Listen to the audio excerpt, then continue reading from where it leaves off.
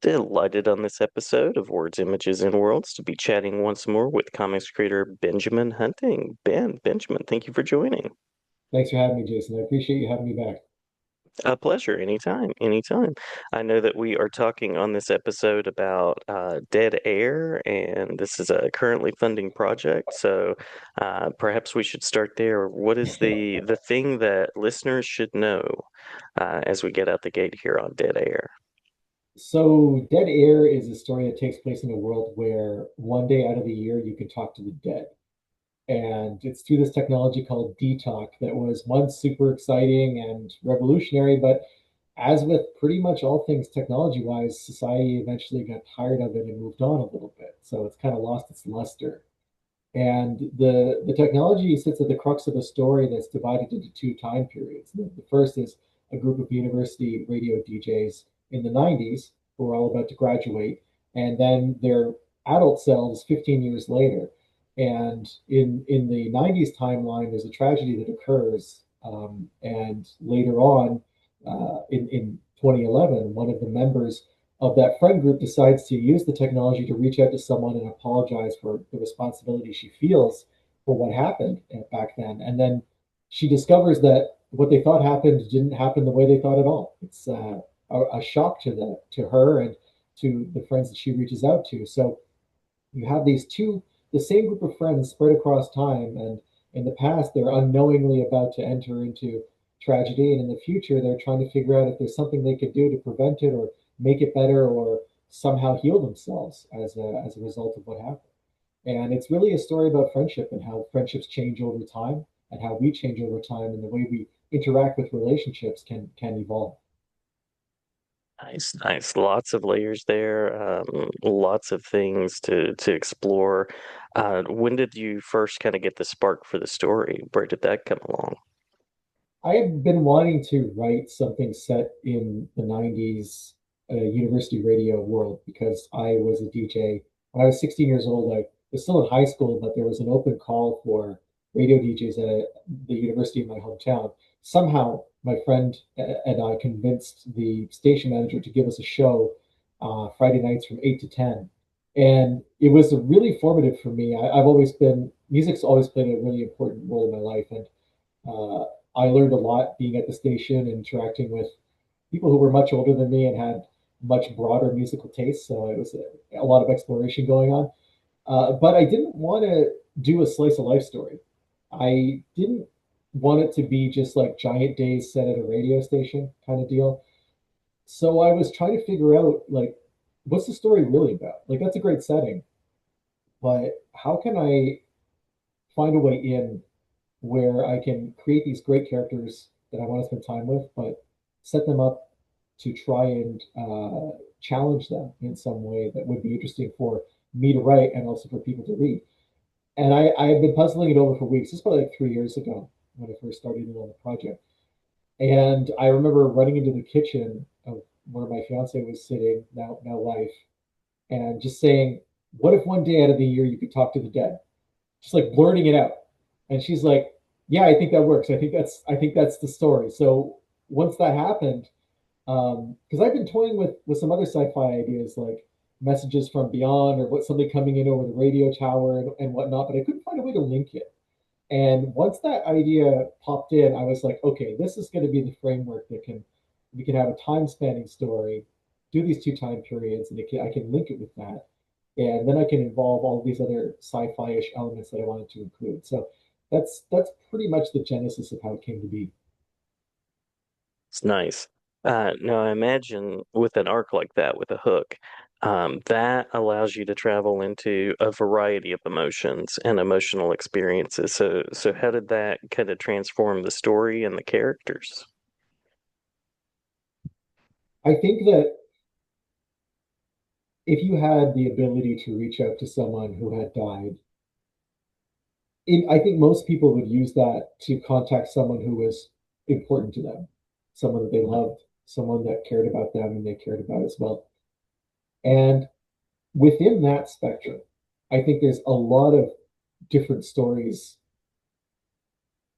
Like there's going to be people who miss someone and just want to hear their voice, or see their text on a screen, however the technology works, right? There's going to be people who want to say things they never had a chance to say while they were alive.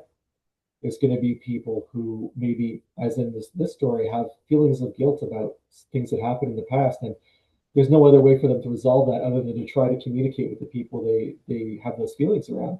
And then there's people who I think might, yeah, there's obviously recreational usage, like people trying to reach out to celebrities and historical figures. We within the book we use a lot of we use these infomercials that we put in that are kind of modeled after 90s drug infomercials that you used to see really late at night, where it would be like people doing seemingly unrelated activities. Sometimes they're wearing lab coats and they would just say the name of the medication or treatment over and over. But there would always be that text at the bottom with all of the side effects and warnings and whatnot. So Hmm. we in each of the issues we put in those ads, and the warnings on the bottom talk about like, well, you have to have a connection to the person you're talking to, and being a member of a fan club isn't a valid connection. And there's all sorts of stuff like you can only go back like 80 or 90 years. You can't talk to Muhammad or Jesus. Like there is a limit to how the science behind it works. And we were careful to show in each issue how one of the characters has used that technology in their life, even if it doesn't relate to the story. It's kind of like a vignette of how they've who they decided to talk to and the reasons why. It helps us kind of familiarize the reader with the technology and also get to know the characters a little bit better. Um, but yeah, it's I think that it would be definitely be a destabilizing technology for for society in general and probably culturally. Obviously, there'd be a lot of religious questions that would come up, like if we're talking to the dead, then where are they?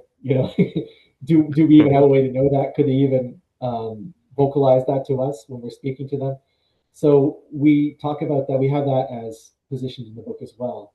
So there's a lot of, I guess you would say, there's a lot of emotions that just circle around using this technology. And each of the individuals, each of our characters, they come at it from their own perspective, right? And some are going to be more informed by tragedy, some are going to be more informed by curiosity or love. So that's kind of, I think that's a very long-winded answer to your question. Yeah, I love it. I love it. I was going to ask one of those recreational questions of if you could talk to any author, creator as a mentor in comics or outside of comics, who would that be? That's a much more specific question than I've been asked in the past, and I appreciate that. Um, I think it would probably be for me, Philip K. Dick. Oh Uh, yeah, yeah. Hugely influential on my storytelling since I was very young, someone who died way too young himself. And I'm a little hesitant because I have no idea what a conversation with that man would be like, especially in the spirit realm. Like who knows? Yes. He's even more untethered from reality at this point, right? So, but I think it would be worth a try. The other thing we included in the whole DTalk description is the people you're trying to contact don't have to pick up. There's no guarantee that they're going to say yes and answer whatever signal is coming through, but they guarantee the signal will get to them. But past that, you're on your own. So that's also something that informs some of the emotionality of the experiences our characters have. Yeah. Yeah. Absolutely. I can imagine. What made comics the space for the story, or to put it a little differently, what did getting the visual part of it kind of let you show that would have been different if you had been writing it just kind of in prose? There's a few things that come to mind. I try not to put any story in comic book form unless I can answer that question for myself, because I think that the medium has so many strengths, and if you're telling a story, you need to use as many of them as you can. It shouldn't just be a dumping ground for stories, right? It's you should choose the right story for the right medium. For Dead Air, one of the most compelling visual aspects is going back to the 90s, and we were able to develop characters by tapping into musical subcultures. Because when you're in at that point in your life, if you're working at a university radio station, you're obviously super into music. It probably has a huge influence on your personality, your beliefs, the people you hang out with. And if you dive down into that, the fashions that come out of that are pretty cool. So by using a comic book, we're able to, we have a goth DJ, we have a metalhead, we have a Britpop DJ, we have a techno DJ, we have a classical DJ. What they're wearing, how they present themselves, the colors that you can pull out of that kind of thing are a lot of fun to work with when developing character. And the artist, my co-creator on this project, along with Angela Hodge, the designer, but the artist Joe Wing had an absolute blast putting these characters together, pulling them from my brain, but also from, he's roughly the same age as I am, and we had similar experiences in that era. So dressing them was a lot of fun for him. Our goth character, it's great because the 90s is so colorful compared to now when you look at, fashion decisions. There's a lot more Hmm. bright colors. In the past, but our colorist Milo Paychik, we went with a much brighter color palette for everything that takes place in the 90s. The gutters are white on the page, for example, in addition to the color palette. And then it's partly that's because when you look back on things, your memory of positive times, it's brighter, you're younger, you experience things a different way. And then when we see the characters in their mid 30s to late 30s, it's a little grayer. We have black gutters. It's people aren't making the same kind of bright choices sartorially. So it was a fun way to use stuff you can only really do in comics to develop character and develop a sense of time and period so that when you're looking at the page, you can look at the action and know what time period you're in without having to look at a Chiron. So that was a fun way to do it. Yeah, yeah. Having been through the project and having gone through the book, what's something that is sticking with you from having told this story? So we had a gap of between about a year, maybe 18 months between issue two and issue three. We had started working on issue three, and Joe had a medical issue that took him off the artboard for quite a while he recovered. And we got back into working on the project because we had already done about 6 pages of the third issue, but we started back on the third issue, I would say in November of last year. And what I didn't realize was how much I had missed the characters and how much I Mm-hmm. had missed working in the world with them, inhabiting that world with them, and being able to dive back into that. It had been a stressful year for me for a number of reasons. And it was a huge mood shift being able to go back to this book, working with Joe again on moving the story forward and bring these characters to life again. And it really improved my mental health like quite a bit to get back to that. And I didn't expect that. I didn't realize how much of an impact it had had on me until I felt that weight lifted off by this experience again. Yeah, yeah, cool, very cool. Um, what should people know about the Kickstarter? Anything that you want to mention about the campaign? Any details that should be included? Sure. So as always, you can always find the Dead Air campaign or the book itself at deadaircomic.com. That will take you right to the Kickstarter. We've got a few fun rewards in addition to the book. You can obviously get all three issues. We're planning four in total with a double-sized issue to wrap things up, but currently we're at three, and we have a couple fun things. There's a tier where you can get, in addition to the book, a random '90s CD that's pulled from the CJNK Record Library, which is the fictional radio station the students work at. So I have a stack of '90s CDs, and you won't know what you're going to get. It could be Tool, it could be Mariah Carey, it could be Kenny G. It's guaranteed to be from 1990 to 1999. So that will go out with your book. Fun artifacts. A lot of people still have CD players. I know I do. And we have another music oriented rewards tier where our designer, Angela Hodge, she's a product designer in her day job, and she created it's a 3D printed audio cassette, the same size as a regular one. And we can't really send mixtapes. It's not, I mean, the legalities of licensing being what they are. But this replica tape, which comes in a holder with a little J card, there's a download code, a QR code that you can scan. And I spent 18 months doing something called Dead Air Radio on an FM station here in Quebec, where I was pulling music from the 90s and working from the same playlists that the DJs in the comic book were working from. So I would do a goth show, I would do a Britpop show, I would do an alternative rock show. And I have about 80 episodes of that. And we're going to pick the 10 best episodes from Dead Air Radio. And they come with that download code. So you scan that and you get 10 hours of 90s music carefully curated 90s music in broadcast format as Dead Air Radio. Very creative. Love it. Love it. Yeah. Um, Favorite band from the 90s, I should ask. I am going to go with Portishead. Um, Nice. Good choice. Good Absolutely. choice. Yeah. I still remember the first time I heard Glory Box, just like the first Portishead song I ever encountered.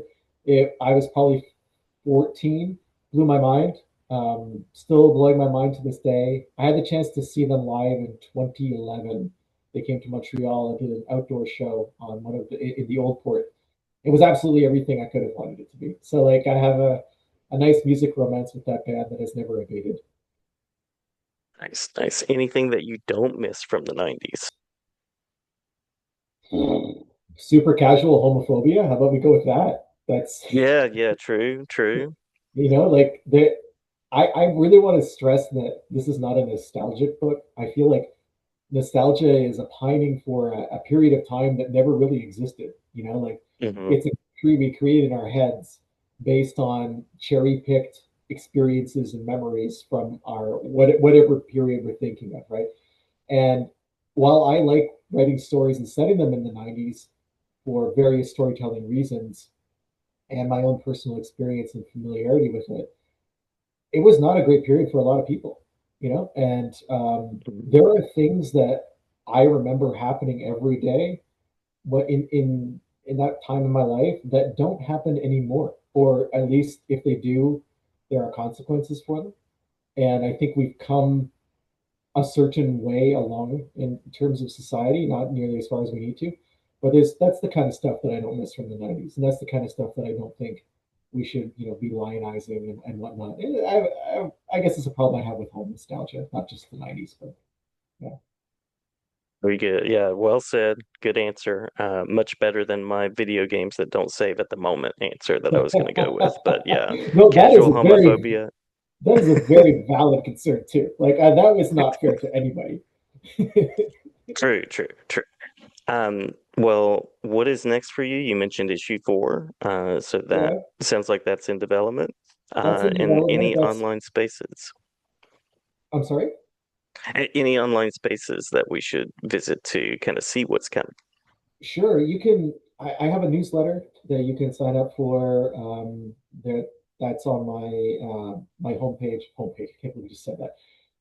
BenjaminHunting.com has all of my work. I freelance full time for writing, and you can find my automotive writing, music writing, and comic book writing. It's all gathered there. I have a ton of backstory about Dead Air, about my previous comic book Code 45, and also the Model UN comic book project that's still going on that we talked about back in the fall. I'm working Mhm. on the second half of that, and I'm hopeful to be able to put that out in print once that is completed. Now that we've gone through the huge amounts of paperwork required to meet CUSMA documentation at the border, we feel like we're pretty ready in dealing with customs and tariffs and whatnot. So that's all taken care of and going to move forward. This is the test campaign for all of that. So we have all our certifications in order and whatnot. So once that's done, that means future comic books will also be available in print again. But you can always buy, Code 45 is currently out of print. We were with Scout Comics on that. I cannot recommend anyone ever going with Scout Comics. They are a predatory organization, and every couple of weeks I get an email from another creator who's been had their work stolen by that company. It's really sad. I guess I've become a lightning rod for it because I've been writing about my experiences truthfully. But you can still download Code 45 digitally. We have that on the website for sale as well. And it's available as a tier on the Dead Air Kickstarter if you want to try both books at the same time. Awesome, awesome. Well, Benjamin, great to chat with you. Always glad to talk sci-fi and comics and music and anything in between.